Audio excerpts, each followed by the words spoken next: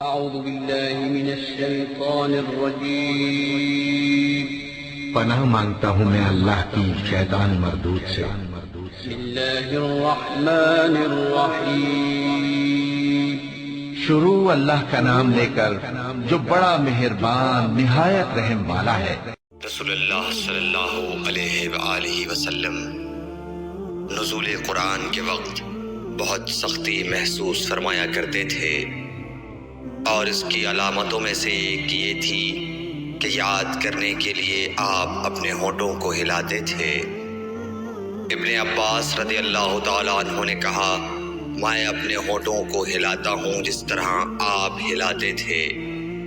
سعید کہتے ہیں، میں بھی اپنے ہونٹ ہلاتا ہوں جس طرح ابن عباس رضی اللہ تعالیٰ عنہ کو میں نے ہلاتے دیکھا۔ پھر انہوں نے اپنے ہونٹ ہلائے۔ ابن عباس رضی اللہ تعالیٰ عنہ نے کہا، پھر یہ آیت اتری کہ اے محمد، قرآن کو جلد جلد یاد کرنے کے لیے اپنی زبان نہ ہلاؤ، اس کا جمع کر دینا اور پڑھا دینا ہمارا ذمہ ہے۔ حضرت ابن عباس رضی اللہ تعالیٰ عنہ کہتے ہیں، یعنی قرآن آپ صلی اللہ علیہ وآلہ وسلم کے دل میں جمع دینا اور پڑھا دینا ہمارے ذمہ ہے۔ پھر جب ہم پڑھ چکے تو اس پڑھے ہوئے کی اتباع کرو۔ ابن عباس رضی اللہ تعالیٰ عنہ فرماتے ہیں، اس کا مطلب یہ ہے آپ اس کو خاموشی کے ساتھ سنتے رہو، اس کے بعد مطلب سمجھا دینا ہمارے ذمہ ہے۔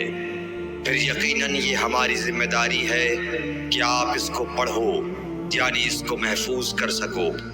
چنانچہ اس کے بعد جب آپ کے پاس حضرت جبرائیل علیہ السلام وحی لے کر آتے تو آپ توجہ سے سنتے، جب وہ چلے جاتے تو رسول اللہ صلی اللہ علیہ وسلم اس وحی کو اس طرح پڑھتے جس طرح حضرت جبرائیل علیہ السلام نے اسے پڑھا تھا۔ صحیح بخاری حدیث نمبر 5۔